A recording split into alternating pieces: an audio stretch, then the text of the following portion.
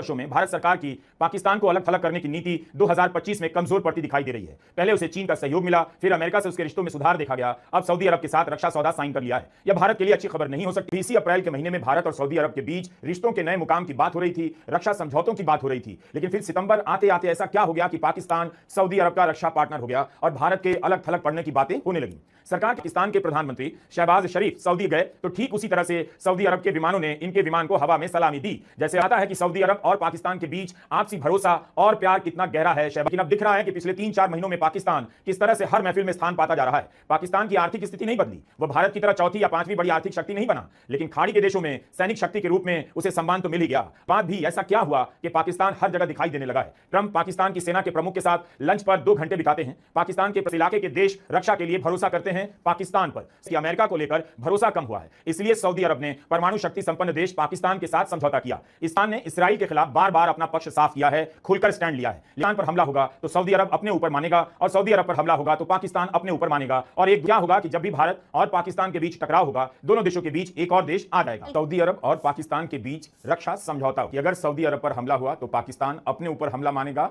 और पाकिस्तान पर हमला होगा तो सऊदी अपने ऊपर हमला मानेगा। इस रक्षा समझौते को लेकर भारत में खूब बहस हो रही है कि उस पर क्या असर पड़ेगा। एक मजबूत राय है कि सऊदी अरब और पाकिस्तान के बीच समझौता हुआ है, इसका मतलब यह नहीं कि खाड़ी के देशों में भारत कमजोर पड़ गया है। इस राय का मानना है कि भारत और खाड़ी देशों के आपसी संबंध काफी पुराने और गहरे हैं, एक समझौते से बदल नहीं जाएंगे। जिस तरह से पाकिस्तान इसे भारत के संबंध में प्रचारित कर रहा है, यह उसका हल्कापन, लेकिन इसके विरोध में कहा जा रहा है कि भारत पर गंभीर असर पड़ सकता है, क्योंकि सऊदी अरब के साथ साथ बाकी देश भी अपनी सुरक्षा के कारण पाकिस्तान पर निर्भर हो जाएंगे। अभी इसी अप्रैल के महीने में भारत और सऊदी अरब के बीच रिश्तों के नए मुकाम की बात हो रही थी, रक्षा समझौतों की बात हो रही थी, लेकिन फिर सितंबर आते आते ऐसा क्या हो गया कि पाकिस्तान सऊदी अरब का रक्षा पार्टनर हो गया और भारत के अलग थलग पड़ने की बातें होने लगी। सरकार के समर्थक कह रहे हैं कि भारत ने रूस से तेल खरीदा तो सऊदी अरब नाराज हो गया, लेकिन यह नहीं बता पा रहे कि भारत ने रूस से तेल खरीदने का सौदा किसके लिए किया, क्यों किया। जनता को तो सस्ता पेट्रोल मिला नहीं, फिर किसके फायदे के लिए रूस से तेल खरीदा गया, जिससे नाराज होकर ट्रंप ने भारत पर 25% की अतिरिक्त पेनल्टी लगा दी और अब सऊदी अरब इससे चिढ़कर पाकिस्तान से परमाणु करार कर रहा है। ऐसी दलीलें दी जा रही। लगता है चुनाव आयोग में जो लोग वोट चोरी के आरोपों के जवाब में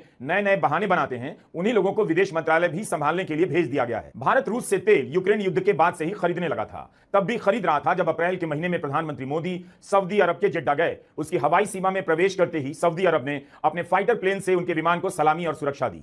जमीन पर उतरते ही 21 तोपों की सलामी दी गई और इस सलामी का 11 सेकंड का वीडियो प्रधानमंत्री नरेंद्र मोदी ने अपने यूट्यूब चैनल पर डाला तो उसे 1 करोड़ से ज्यादा व्यूज मिले। विदेश नीति को रील और क्लिप में बदलकर व्यूज तो ले लिए गए, लेकिन इसका जमीन पर क्या असर पड़ता है कभी बताया नहीं जाता। इस बात पर जोर दिया गया कि 40 साल बाद किसी भारतीय प्रधानमंत्री ने जेड्डा की यात्रा की है, लेकिन पहली बार जाएं या ना जाएं या 10वीं बार जाएं, इसका किसी भी देश के साथ संबंधों पर ठोस असर तब पड़ेगा जब उसमें स्थायित्व नजर आएगा। अब यह सब दिखने लगा है। अगर रूस से तेल खरीदने के कारण सऊदी अरब भारत से चिढ़ गया, तब फिर सऊदी अरब ने भारत का इतना जोरदार स्वागत क्यों किया। जिस समय प्रधानमंत्री नरेंद्र मोदी सऊदी अरब गए, उस समय संसद में वक्फ बिल पास और उनकी इस यात्रा को बढ़ा चढ़ाकर बताया गया कि इसके बाद भी मुस्लिम देश जा रहे हैं, क्योंकि उनके संबंध कूटनीतिक हैं और व्यक्तिगत हैं। इन सब बातों का कभी भी बड़े स्तर पर असर नहीं होता है। प्रधानमंत्री नरेंद्र मोदी गए, भारत के अखबारों में जो हेडलाइन बनी उसमें रक्षा पर बहुत जोर दिया गया। बताया गया कि सऊदी अरब में मोदी मोदी के नारे लगे। हिंदी हो या अंग्रेजी के अखबार, हर हेडलाइन में रक्षा या डिफेंस का जिक्र मिलेगा। लेकिन 4 महीने के बाद सऊदी अरब पाकिस्तान के साथ सबसे बड़ा रक्षा समझौता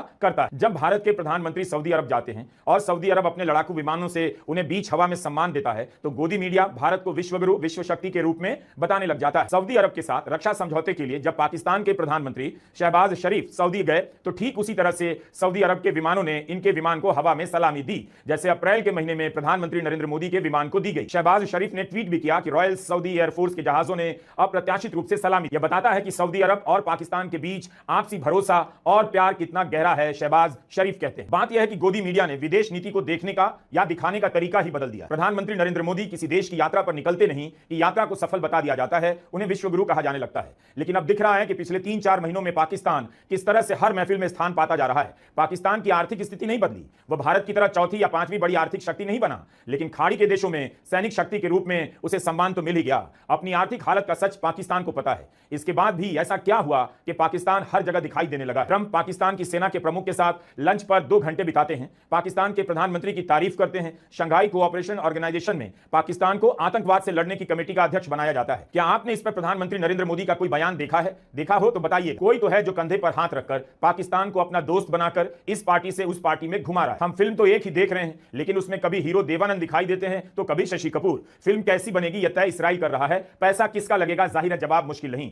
जिस दिन सऊदी अरब और पाकिस्तान के बीच रक्षा समझौता हुआ उस दिन अमेरिका के सेंट्रल कमांड के प्रमुख एडमिरल ब्रैड कूपर ने भी सऊदी के प्रिंस एमबीएस से मुलाकात की। अप्रैल महीने में प्रधानमंत्री मोदी ने सऊदी अरब के प्रिंस मोहम्मद बिन सलमान एमबीएस को अपना भाई कहा। 2019 में एमबीएस ने प्रधानमंत्री मोदी को अपना बड़ा भाई कह दिया। भाई से याद आया, प्रधानमंत्री मोदी कतर के अमीर को भी भाई कहते हैं, संयुक्त अरब अमीरात के राष्ट्रपति को भी भाई कहते हैं, लेकिन असल में भाई कोई और हो गया। सऊदी अरब ने पाकिस्तान के साथ रक्षा समझौता कर लिया। जो भी हुआ, क्यों हुआ और जो हुआ उसका भारत पर क्या असर पड़ेगा। डिफेंस कॉरिडोर, स्वदेशी रक्षा उत्पादनों के बड़े बड़े आसमानी दावों से हिंदी के अखबार भरे पड़े मिलेंगे और इस इलाके के देश रक्षा के लिए भरोसा करते हैं पाकिस्तान पर। सऊदी अरब के प्रिंस एमबीएस के साथ इस तस्वीर में पाकिस्तान की सेना के प्रमुख आसिम मुनीर भी नजर आ रहे हैं, जिनके भड़काऊ बयान को पहलगाम आतंकी हमले से जोड़ा जाता है। क्या भारत इस रक्षा समझौते के बाद पाकिस्तान की खुलकर निंदा कर पाएगा, उसे आतंकवाद का बढ़ावा देने वाला देश कहेगा, तो फिर सऊदी को कैसा लगेगा। क्या सऊदी अरब के सामने भारत कह पाएगा कि आपकी मदद से, आपके दिए हुए हथियारों और पैसों का इस्तेमाल पाकिस्तान आतंकवाद को बढ़ावा देने में कर रहा है।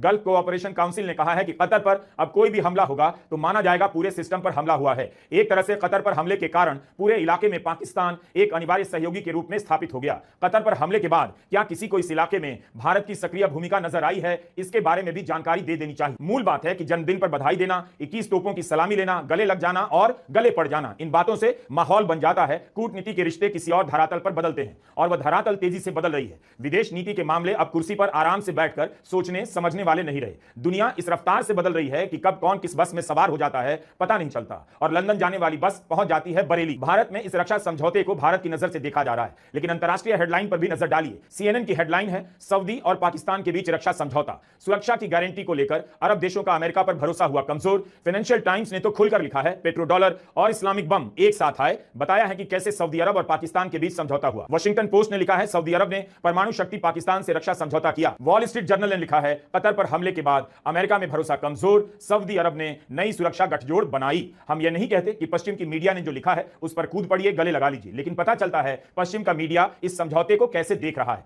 उनका जोर इस बात पर है कि अमेरिका को लेकर भरोसा कम हुआ है, इसलिए सऊदी अरब ने परमाणु शक्ति संपन्न देश पाकिस्तान के साथ समझौता किया। इसके जवाब में यह भी कहा जा रहा है कि इसराइल और सऊदी अरब के बीच युद्ध तो हुआ नहीं, पाकिस्तान इसराइल को आगे कर इस डील को बड़ा बना रहा है, अपना नंबर बढ़ा रहा है। लेकिन यह समझौता कतर पर इसराइल के हमले के बाद हुआ है, इसे आप अनदेखा नहीं कर सकते। इसराइल के हमले के बाद Bahrain, Kuwait, Oman, Qatar, Saudi Arabia और संयुक्त अरब अमीरात ने दोहा में एक आपातकालीन सुरक्षा बैठक की, जिसके बाद घोषणा की गई कि एक साझा सुरक्षा तंत्र बनाएंगे। इस बैठक में पाकिस्तान भी शामिल था और उसकी ओर से एक अरब इस्लामिक टास्क फोर्स की स्थापना की मांग की गई। इस बैठक के मात्र एक हफ्ते के भीतर सऊदी अरब और पाकिस्तान ने अपने समझौते की घोषणा की है। ऐसा नहीं कह सकते कि भारत की प्राथमिकता बदल गई है, लेकिन जिस समय पाकिस्तान सऊदी अरब के साथ रक्षा समझौता कर रहा है, उसी समय भारत पाकिस्तान के साथ क्रिकेट मैच खेल रहा है। लेकिन क्यों खेल रहा है, इसके लिए कोई ढंग की दलील नहीं मिल पा रही। जिस पाकिस्तान से भारत बात नहीं करता, उसके साथ दुबई में मैच खेल रहा है, और जिस सऊदी अरब से भारत की दोस्ती अच्छी रही है, उसके साथ पाकिस्तान आपसी रक्षा समझौता करता है। इसलिए भारत के विदेश मंत्रालय की प्रतिक्रिया मुझे संतुलित नजर आई।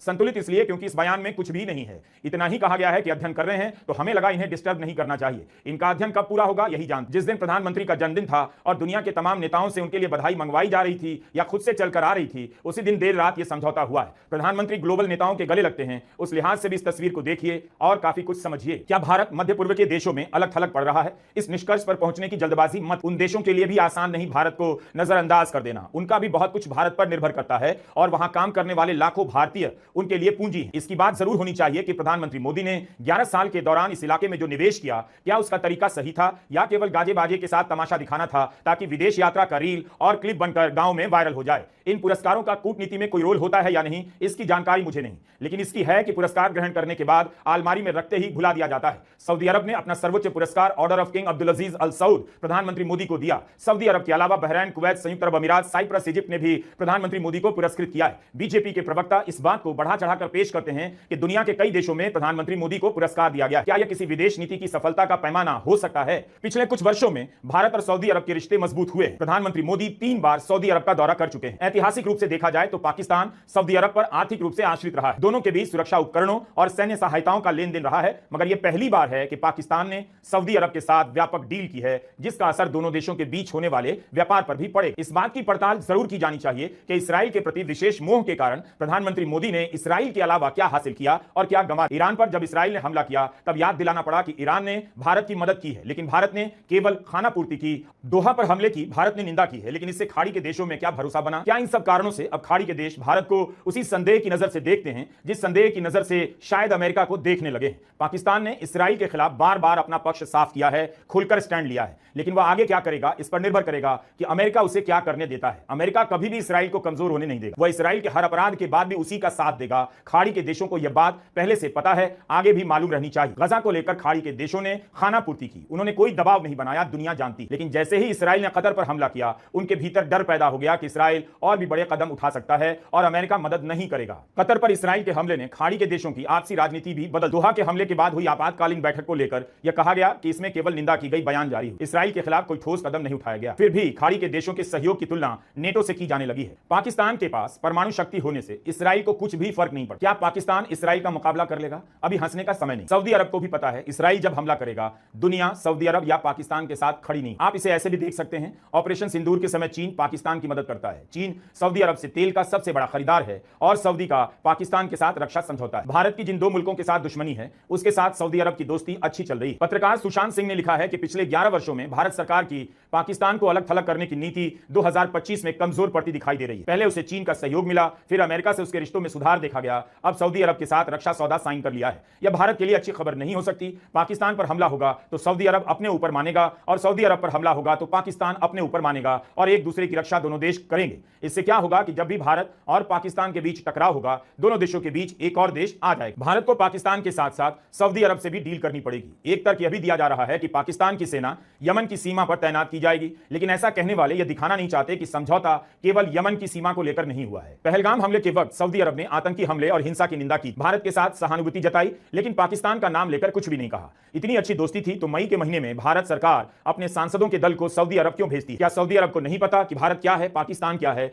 इन सांसदों के वहां जाने से क्या मिल गया? इस रक्षा समझौते को लेकर एक दलील यह भी दी जा रही है कि सऊदी अरब और पाकिस्तान इसलिए नजदीक आए क्योंकि ईरान सऊदी के लिए खतरा है। इसराइल ने जब ईरान पर हमला किया तब एक वीडियो वायरल हुआ। इसमें ईरान के एक सैनिक अधिकारी कह रहे थे कि अगर इसराइल ईरान पर परमाणु हमला करेगा तो पाकिस्तान भी इसराइल पर परमाणु हमला कर देगा। इस वीडियो के वायरल होने पर पाकिस्तान के विदेश मंत्री इसहाक डार का बयान आया और कहा कि वीडियो में जो दावा किया जा रहा है वह भ्रामक। पाकिस्तान ने कभी ऐसा नहीं कहा। हमारी घोषित नीति है कि परमाणु हथियार आत्मरक्षा के लिए हैं, इस इलाके में शांति कायम करने के लिए। तो क्या पाकिस्तान अपना न्यूक्लियर डॉक्ट्रिन बदल रहा है? मई के महीने में जब ट्रंप सऊदी अरब गए थे तब यह चर्चा चली कि सऊदी अरब अमेरिका के साथ सुरक्षा समझौता करना चाहता। 2024 में भी दोनों देशों के बीच सुरक्षा और व्यापार समझौता होने वाला था, मगर किन्हीं कारणों से नहीं। परमाणु सुरक्षा की गारंटी पाकिस्तान किसी और देश को कैसे दे सकता है? और परमाणु हथियार के कारण ईरान पर प्रतिबंध लगाने वाला अमेरिका चुप कैसे रह सकता है? ट्रंप ने सोशल मीडिया प्लेटफॉर्म ट्रुथ पर प्रधानमंत्री मोदी को अपना दोस्त लिखा